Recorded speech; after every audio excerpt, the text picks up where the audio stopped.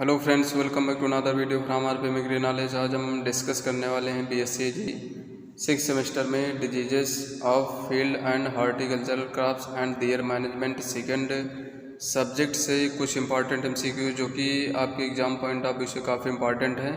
इसके अलावा जो अन्य फ्रेंड्स एग्रीकल्चर रिलेटेड एग्ज़ाम की तैयारी कर रहे हैं उनके लिए भी ये वीडियो काफ़ी इम्पॉर्टेंट है। इससे पहले हमने इस सब्जेक्ट से रिलेटेड 2 वीडियो अपने चैनल पर अपलोड किए हुए हैं, उसको आप प्लेलिस्ट में जाकर देख सकते हैं या हम डिस्क्रिप्शन बॉक्स में दोनों की लिंक दे देंगे, वहां से आप वीडियो लेक्चर को देख सकते हैं। आइए शुरू करते हैं आज का वीडियो लेक्चर।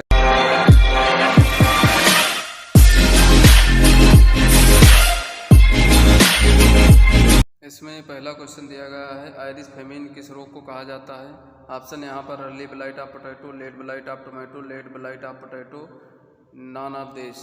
तो जो आयरिश फेमिन रोग है ये लेट ब्लाइट ऑफ पोटैटो को कहा जाता है, तो इसमें ऑप्शन नंबर सी सही होगा। लेट ब्लाइट ऑफ पोटैटो 1845 में आयरिश में आया था, आयरलैंड में आया था, जिसके कारण बहुत अकाल पड़ा।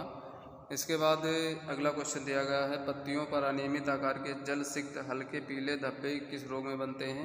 ऑप्शन यहाँ पर white rust of crucifer, late blight of potato, early blight of potato, downy mildew of potato P. तो व्हाइट रस्ट ऑफ क्रूसीफर में सफ़ेद फफोले बनते हैं, लेट ब्लाइट ऑफ पोटैटो में अनियमित आकार के जल सिक्त और हल्के पीले रंग के धब्बे बनते हैं, जिसमें ऑप्शन नंबर बी सही होगा। इसके अलावा जो अर्ली ब्लाइट ऑफ पोटैटो इसमें टारगेट बोर्ड के तरीके सिम्टम्स बनते हैं, कंसेंट्रिक रिंग बनती है इस प्रकार से। और डाउनी मिल्ड्यू ऑफ पी में इसमें पत्तियों के निचली सतह पर रुई जैसी वृद्धि देखने को मिलती है। इसके बाद अगला क्वेश्चन दिया गया है, फाइटोप्थोरा इन्फेस्टांस का कवक जाल होता है। ऑप्शन यहाँ पर इंडोफाइटिक, एक्जोफाइटिक, बोथ या फिर नॉन ऑफ दिस। तो जो फाइटोप्थोरा इन्फेस्टांस का कवक होता है वो इंडोफाइटिक बनता है। जो प्लांट सेल्स होती हैं उसके अंदर इसमें इनका कवक जाल पाया जाता है। इसके बाद अगला क्वेश्चन दिया गया है, नाशपाती आकार की बीजाणुधानी किस रोगजनक में बनती हैं। ऑप्शन यहाँ पर फाइटोप्थोरा, एल्बिगो, एरिसाइफी, क्लेविसेप्स। तो नाशपाती आकार की जो बीजाणुधानी या स्पोरेंजिया है वो फाइटोप्थोरा में बनती है, इसमें ऑप्शन नंबर ए सही होगा। इसके बाद अगला क्वेश्चन दिया गया है, आलू के पछेती झुलसा रोग के पादप महामारी के रूप में फैलने के लिए आवश्यक है। ऑप्शन यहाँ पर दिन का तापमान 4 घंटे के लिए उषांक से कम हो, न्यूनतम तापमान 10 डिग्री सेल्सियस या इससे थोड़ा अधिक हो, अगले दिन आसमान में बादल छाए हों, अगले 24 घंटे में कम से कम 0.1 मिलीमीटर वर्षा हो या उपयुक्त सभी। तो इसमें उपयुक्त सभी वाला ऑप्शन सही होगा। अगर दिन और रात का टेम्परेचर जो तापमान है वो 4 घंटे के लिए उषांक से नीचे चला जाए, कम हो, और न्यूनतम तापमान जो है वो 10 डिग्री सेल्सियस के करीब पाया जाए या इससे थोड़ा अधिक हो, और अगले दिन आसमान में अगर बादल छाए रहते हैं और अगले 24 घंटे में अगर 0.1 मिलीमीटर अगर वर्षा भी हो जाती तो ये पादप महामारी का रूप ले लेता है, क्योंकि उस समय पैथोजेंस बहुत अधिक तेज़ी के साथ वृद्धि करते हैं, जिससे प्लांट्स को बहुत जल्दी ही डैमेज कर देते हैं। इसके बाद अगला क्वेश्चन दिया गया है, आलू का पछेती झुलसा रोग है। ऑप्शन यहाँ पर soil born, seed born, both या फिर एयर बॉर्न। तो जो आलू का पछेती झुलसा रोग है वो सॉयल बॉर्न भी है और सीड बॉर्न भी है, तो इसमें ऑप्शन नंबर सी सही होगा। इसके बाद अगला क्वेश्चन दिया गया है, पत्तियों की निचली सतह फुज्जीदार या रोएदार जैसे सफ़ेद किस रोग में उत्पन्न होती हैं। तो ये ऑप्शन है इसके powdery mildew, downy mildew, rust, smut. तो जो पाउडरी मिल्ड्यू डिजीज़ है उसमें ऊपर पाउडर मास के रूप में पत्तियों के अपर सरफेस पे देखने को मिलता है, जबकि डाउनी मिल्ड्यू में ऊपर तरफ पीला या भूरे रंग का धब्बा होता है, उसके ठीक नीचे जो निचली सतह होती है वहाँ पर फुज्जीदार या फिर कपास की रुई की जैसी वृद्धि माइसीलियम की पाई जाती है। इसके बाद अगला क्वेश्चन दिया गया है, डाउनी मिल्ड्यू ऑफ पी रोग है। ऑप्शन यहाँ पर soil born, seed born, air born या फिर ऑल। तो जो डाउनी मिल्ड्यू ऑफ पी है ये सॉयल बॉर्न डिजीज़ है, तो इसमें ऑप्शन नंबर ए सही होगा। इसके बाद अगला क्वेश्चन दिया गया है, पाउडरी मिल्ड्यू ऑफ व्हीट रोग है। ऑप्शन यहाँ पर soil borne, air borne both A and B और सीड बॉर्न। तो जो पाउडरी मिल्ड्यू ऑफ व्हीट है ये सॉयल बॉर्न भी है और एयर बॉर्न भी है। शुरुआत में ये सॉयल बॉर्न होता है, फिर लास्ट में धीरे धीरे करके जब सेकेंडरी इन्फेक्शन होता है इसका, तो इसके जो कोनेडिया होते हैं वो फिर वायु के माध्यम से ट्रांसमिट होते हैं। इसके बाद अगला क्वेश्चन दिया गया है इरिसाइफी ग्रैमिनीस ट्रिटिसाई है। ऑप्शन यहाँ पर सैप्रोफाइट, ऑब्लिगेट, इक्टोपैरासाइट, फैकल्टेटिव सैप्रोफाइट या फिर आल। तो जो इरिसाइफी ग्रैमिनीस ट्रिटिसाई है वो ऑब्लिगेट इक्टोपैरासाइट है, इसमें ऑप्शन नंबर डी सही होगा। इसके बाद अगला क्वेश्चन दिया गया है हरदा नाम से किस रोग को जाना जाता है। ऑप्शन यहाँ पर yellow or stripe disease, black or stem rust, brown or leaf rust या फिर ऑल। तो जो हरदा डिजीज़ है वो येलो आर स्ट्राइप डिजीज़ को जाना जाता है, तो इसमें ऑप्शन नंबर ए सही होगा। इसके बाद अगला क्वेश्चन दिया गया है दानों में काला या गहरा जैतूनी भूर्ण चूर्ण समूह किस रोग का लक्षण है। ऑप्शन यहाँ पर rust of wheat, Karnal bunt of wheat, loose smut of wheat या फिर आल। तो जो काला रंग होता है वो स्मट में बनता है और गहरी जैतूनी भूरा चूर्ण ये पाया जाता है, तो ये लूज स्मट ऑफ व्हीट में बनता है, तो इसमें ऑप्शन नंबर सी सही होगा। इसमें काले रंग के स्पोर होते हैं जिनको हम स्मट स्पोर या अस्टिलो स्पोर के नाम से जानते हैं। इसके बाद अगला क्वेश्चन दिया गया है करनाल बंट रोग कहाँ देखा गया। ऑप्शन यहाँ पर करनाल, दिल्ली, बिहार, राजस्थान। तो करनाल बंट रोग सबसे पहले करनाल में देखा गया, तो इसके कारण इसका नाम करनाल बंट पड़ा। इसमें ऑप्शन नंबर ए सही होगा। इसको 1931 में मित्रा के द्वारा देखा गया था। इसके बाद अगला क्वेश्चन है आलू का अगेती झुलसा रोग है, सीड बॉर्न है या एयर बॉर्न है या सॉयल बॉर्न है या फिर आल। आलू का जो अगेती झुलसा रोग है वो सॉयल बॉर्न डिजीज़ है, तो इसमें ऑप्शन नंबर सी सही होगा। इसके अलावा जो गेहूं की अल्टरनेरिया लीफ ब्लाइट है वो सॉयल और सीड बॉर्न दोनों होता है, तो ये भी पॉइंट याद रखेंगे, जो कि अल्टरनेरिया से ये भी लगता है आपका अगेती झुलसा रोग। इसके अलावा एक गेहूं में अल्टरनेरिया लीफ ब्लाइट डिजीज लगता है जो कि सॉयल और सीड बॉर्न दोनों होता है। इसके बाद अगला क्वेश्चन दिया गया है आलू के अगेती झुलसा प्रतिरोधी किसमें हैं। ऑप्शन यहाँ पर कुफरी अलंकार, कुफरी नवीन, कुफरी सिंदूरी, आल। तो इसमें अलंकार भी है और कुफरी नवीन भी है, कुफरी सिंदूरी भी है, तो इसमें ऑप्शन नंबर डी सही होगा। इसके बाद अगला क्वेश्चन दिया गया है alternaria leaf blight of wheat को नियंत्रित किया जा सकता है। ऑप्शन यहाँ पर grow resistant variety, seed treatment 52 degree Celsius for 10 minute, seed treatment Vitavax at the rate of 2.5 gram per KG या फिर आल। अल्टरनेरिया जो लीफ ब्लाइट है इसको रेसिस्टेंट, अगर हम रेसिस्टेंट वैरायटी ग्रो करते हैं तब भी इसको हम रोक सकते हैं। सीड ट्रीटमेंट अगर हम 52 डिग्री सेल्सियस टेम्परेचर पर 10 मिनट के लिए करते हैं तब भी रोक सकते हैं। इससे पहले हमें 4 घंटे के लिए बीजों को ऐसे भिगो के रखना होता है, उसके बाद फिर 52 डिग्री सेल्सियस टेम्परेचर पर गर्म जल में 10 मिनट के लिए सीड को डाल दिया जाता है। इसके बाद अगला क्वेश्चन दिया गया है रेड रॉट नाम किसने दिया। ऑप्शन है यहाँ पर Went, Butler, Barber, Anton de berry.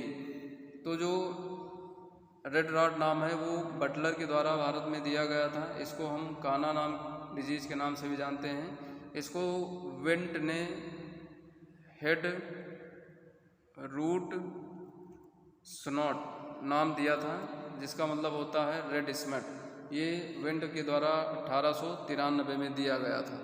इसके बाद अगला क्वेश्चन दिया गया है red rot of sugar cane की सबसे सरल, लाभकारी और व्यवहारिक उपाय विधि है। ऑप्शन यहाँ पर seed treatment with Agallol, grow resistant variety, biological control या फिर आल। अगर इसके हम red rot of sugar cane की सबसे सरल और लाभकारी व्यवहारिक उपाय विधि की बात करें तो ये ग्रो रेसिस्टेंट वैरायटी है, तो इसमें ऑप्शन नंबर बी सही होगा। इसके बाद अगला क्वेश्चन दिया गया है सिट्रस कैंकर रोग के लक्षण दिखाई पड़ते हैं। ऑप्शन यहाँ पर लीव्स, थॉर्न, फ्रूट्स या फिर आल। सिट्रस कैंकर के जो लक्षण हैं पत्तियों पर भी दिखाई पड़ते हैं, कांटों पर भी दिखाई पड़ते हैं और इसके फ्रूट्स पर दिखाई पड़ते हैं, जिसमें ऑप्शन नंबर डी सही होगा। इसके बाद अगला क्वेश्चन दिया गया है सिट्रस कैंकर रोग मुख्यतः पाया जाता है। ऑप्शन यहाँ पर north India, south India, east India या फिर वेस्ट इंडिया। तो सिट्रस कैंकर रोग जो है वो नॉर्थ इंडिया में, उत्तरी भारत में पाया जाता है मुख्यतः से, तो इसमें ऑप्शन नंबर ए सही होगा।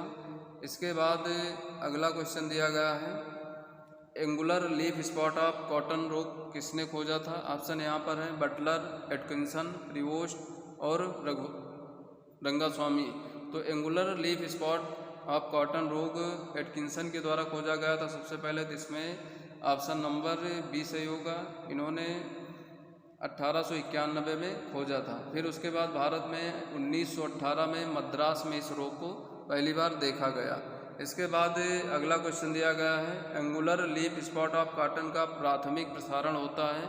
ऑप्शन है यहाँ पर सीड के द्वारा, एयर के द्वारा, या फिर सॉइल के द्वारा, या फिर ऑल। जो एंगुलर लीफ स्पॉट है इसको प्राथमिक जो इसका प्रसारण है वो सॉइल के द्वारा होता है, और जो इसका सेकेंडरी ट्रांसमिशन है वो बाई एयर और वाटर के द्वारा होता है। इसके बाद अगला क्वेश्चन दिया गया है, डीजनरेशन डिजीज ऑफ पोटैटो के नाम से किस रोग को कहा गया? ऑप्शन यहाँ पर early blight, potato mosaic, late blight, या फिर none of this. Degeneration disease of potato यानी आलू का जो ह्रास रोग है वो पोटैटो मोजाइक को कहा गया। तो इसमें ऑप्शन नंबर बी सही होगा। इसको 1914 में यूएसए और यूरोप में डीजनरेशन डिजीज ऑफ पोटैटो के नाम से पुकारा गया था। इसके बाद अगला क्वेश्चन दिया गया है, सीवियर मोजाइक ऑफ पोटैटो विषाणु है। ऑप्शन है यहाँ पर SSRNA, DSRNA, बोथ, या फिर नॉन ऑफ दिस। तो जो सीवियर मोजाइक ऑफ पोटैटो है वो सिंगल स्टैंडर्ड RNA विषाणु के द्वारा होता है। जिसमें ऑप्शन नंबर ए सही होगा। इसके बाद अगला क्वेश्चन है, year Kokalla disease of wheat का वर्णन भारत में सबसे पहले किसने किया? ऑप्शन है यहाँ पर बटलर, मुंदुकर, प्रीवोस्ट, या फिर मिलने। Year Kokalla disease of wheat का वर्णन सबसे पहले भारत में मिलने के द्वारा किया गया था 1919 में। तो इसमें ऑप्शन नंबर डी सही होगा। ईयर कोकल डिजीज को हम गेहूं का सेहूं रोग, या फिर ममनी, या फिर गेगला रोग के नाम से भी जानते हैं। इसके बाद अगला क्वेश्चन है, पत्तियों पर पिटिकाएँ या गाल से ऐसी संरचनाएं किस रोग में दिखाई देती हैं? ऑप्शन है यहाँ पर Mosaic, year Kokalla of wheat, powdery mildew of wheat, या फिर अल्टरनेरिया ब्लाइट।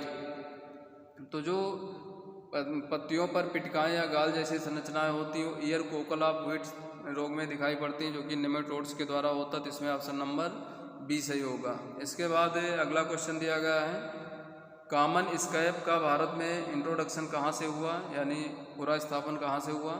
ऑप्शन है यहाँ पर म्यांमार, अमेरिका, फ्रांस, श्रीलंका। तो जो कॉमन स्कैब है भारत में इसका प्रसारण म्यांमार से हुआ था, वहाँ से इंट्रोडक्शन हुआ। तो इसमें ऑप्शन नंबर ए सही होगा। इसके बाद अगला क्वेश्चन दिया गया है, सिट्रस ग्रीनिंग रोग का प्रसारण होता है।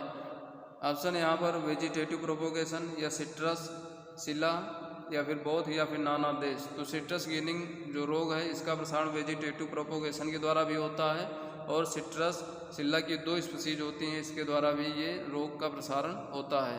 तो इसमें ऑप्शन नंबर आपका बोथ सी सही होगा। इसके बाद अगला क्वेश्चन दिया गया है, कॉमन स्कैब ऑफ पोटैटो है, सीड बॉर्न है, या फिर सॉइल बॉर्न है, या फिर एयर बॉर्न है, या फिर ऑल। तो ये जो डिजीज़ है कॉमन स्कैब ऑफ पोटैटो ये सॉइल बॉर्न डिजीज है। तो इसमें ऑप्शन नंबर बी सही होगा। इसके बाद अगला क्वेश्चन है, जैंथोमोनास एक्जोनोपोडिस पैथोवर मालवी सिलेनम है। ऑप्शन यहाँ पर gram negative bacteria, gram positive bacteria, या फिर नॉन ऑफ दिस। तो जो जैंथोमोनास एक्जोनोपोडिस है ये ग्राम नेगेटिव बैक्टीरिया है। तो इसमें ऑप्शन नंबर ए सही होगा। इसके अलावा जो स्ट्रेप्टोमाइसिस स्कैबिस जो कि पोटैटो में आपका लगता है कॉमन स्कैब, ये ग्राम पॉजिटिव बैक्टीरिया के द्वारा होता है। इसके बाद अगला क्वेश्चन दिया गया है, ग्रॉसी सूट डिजीज़ प्रसारित होता है, तो ये किसके द्वारा होता है? ऑप्शन यहाँ पर leaf hoppers, aphids, white fly, या फिर थ्रिप्स। तो ग्रासी सूट डिजीज़ का जो प्रसारण है एफिड के द्वारा होता है। तो इसमें ऑप्शन नंबर बी सही होगा। इसके बाद अगला क्वेश्चन है, एंडेमिक डिजीज़ का उदाहरण है। ऑप्शन है यहाँ पर red rot of sugar cane, late blight of potato, या फिर व्हीट रस्ट, या फिर ऑल। तो इसमें जो एंडेमिक डिजीज़ है इसका उदाहरण red rot of sugar cane भी है, लेट ब्लाइट ऑफ पोटैटो भी है, व्हीट रस्ट भी है। तो इसमें ऑप्शन नंबर डी ऑल वाला सही होगा। इसके बाद अगला क्वेश्चन दिया गया है, फायर ब्लाइट ऑफ पेयर को सबसे पहले किसने बताया कि इरवनिया एमाइलोबोरा से लगता है? ऑप्शन यहाँ पर टीजे ब्यूरिल, रॉबर्ट कोच, प्रीवोस्ट और टिलेट। तो जो फायर ब्लाइट ऑफ पियर है ये इरविनिया एमाइलोवोरा से सबसे पहले बताया था कि टीजी ब्यूरिल ने बताया था कि ये बैक्टीरिया के द्वारा लगता है जिसका नाम इरविनिया एमाइलोवोरा है। जबकि प्रियोस्ट ने बंट ऑफ व्हीट को बताया था कि ये कवक के द्वारा लगता है, इन्होंने ये सिद्ध भी किया था। और इसमें कॉपर सल्फेट दवा का प्रयोग किया था कंट्रोल करने के लिए। इसके अलावा इन्होंने बंट डिजीज़ की लाइफ साइकिल भी खोजी थी। जबकि टिलेट ने बंट डिजीज़ या फिर स्टिंकिंग स्मट ऑफ व्हीट पर एक पेपर प्रकाशित किया था। इसके बाद अगला क्वेश्चन है, father of wheat rust disease in India के नाम से जाना जाता है। ऑप्शन है यहाँ पर KR Kirtikar, Butler, doctor KC Mehta, BB Mundkur. तो जो फादर ऑफ व्हीट रस्ट के नाम से भारत में डॉक्टर KC मेहता को जाना जाता है, तो इसमें ऑप्शन नंबर C सही होगा। इसके बाद अगला और लास्ट क्वेश्चन है, fungi and diseases in plants किसने लिखी है। ऑप्शन यहाँ पर EJ Butler, doctor KC Mehta, Mundkur, doctor RS Singh. तो fungi and diseases in plants जो बुक है ये EJ बटलर के द्वारा लिखी गई है, तो इसमें ऑप्शन नंबर A सही होगा। जबकि दो अन्य बुक आपको याद रखना, फंजाई एंड प्लांट डिजीजेस जो कि मुंदुकुर के द्वारा लिखी गई हैं, और RS सिंह के द्वारा प्लांट डिजीजेस नामक बुक लिखी गई है। तो ये था हमारा आज का वीडियो लेक्चर। कैसा लगा कमेंट बॉक्स में ज़रूर बताएं। वीडियो को ज़्यादा से ज़्यादा शेयर करें, लाइक करें और चैनल को सब्सक्राइब करें।